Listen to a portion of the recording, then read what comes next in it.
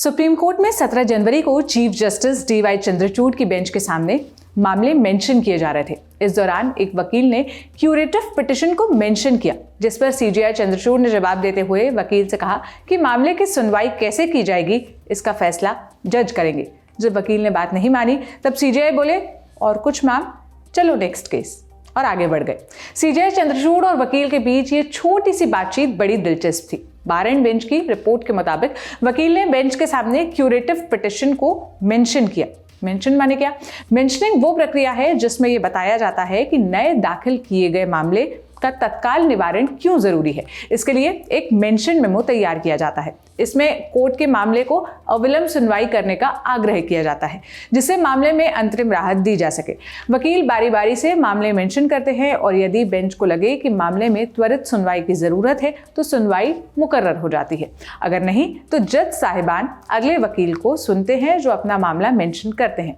तो आज एक वकील ने जब मामले को मेंशन किया तो सीजेआई चंद्रचूड़ ने गौर किया कि वो एक क्यूरेटिव पिटिशन है, इसे मेंशन नहीं किया जा सकता। ये सर्कुलेट होती है, माने एक प्रॉपर चैनल से बेंच तक पहुंचती है। सुनवाई होगी या नहीं या कब होगी उसका फैसला जज ही करते हैं। इसी बात का उल्लेख सीजेआई ने किया। उन्होंने वकील को बताया कि आपकी याचिका क्यूरेटिव है, इसे सर्कुलेट किया जाए, न कि मेंशन। इसके बाद जो हुआ हम बार एंड बेंच के हवाले से ही आपको बता रहे हैं। वकील कहता है पिटिशन ओपन कोर्ट यानी खुली अदालत में सुनी जानी चाहिए। सीजेआई चंद्रचूड़ जवाब देते हैं इसका फैसला जज करेंगे। वकील कहता है बेंच में कम से कम 3 जज होने चाहिए, इससे कम नहीं। सीजेआई चंद्रचूड़ कहते हैं मुझे नहीं लगता कि कोई भी वकील कभी भी भारत के चीफ जस्टिस की शक्तियों का इस्तेमाल कर सकता है। वकील लेकिन मिलॉर्ड चीफ जस्टिस, और कुछ कह रहा है आपको मैम? चलो अगला केस।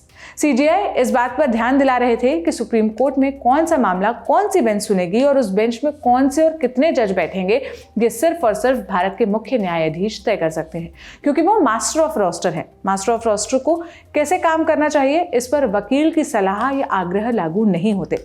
और ये भी जान लीजिए अब कि ये क्यूरेटिव पिटिशन आखिर होती क्या है जिसका बार बार जिक्र हो रहा है। सुप्रीम कोर्ट में जब भी कोई फैसला आ जाए तो पक्षकारों के पास एक विकल्प होता है कि वो मामले में पुनर्विचार का आग्रह करे। इसके लिए डाली जाती है रिव्यू पिटिशन या पुनर्विचार याचिका। अगर कोर्ट पुनर्विचार याचिका को भी खारिज कर दे तब भी पक्षकार के पास एक विकल्प होता है क्यूरेटिव पिटिशन का।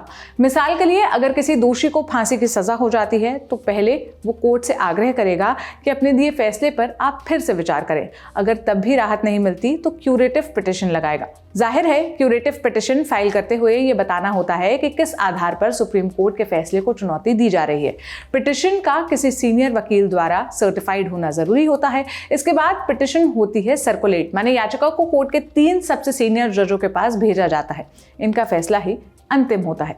क्यूरेटिव पिटिशन पर फैसला आने के बाद अपील के सारे रास्ते खत्म हो जाते हैं। 2002 में सुप्रीम कोर्ट में रूपा हुर्रा बनाम अशोक हुर्रा एवं अन्य का मामला आया था। ये तलाक का मामला था। इस केस में पति पत्नी ने पहले आपसी सहमति से तलाक की अर्जी दी थी, लेकिन बाद में पत्नी मुकर गई। ऐसे में तलाक की वैधता को लेकर सवाल उठा। इस केस में सवाल उठा कि सुप्रीम कोर्ट के फैसले के बाद भी आरोपी के पास राहत पाने का कोई विकल्प हो सकता है क्या।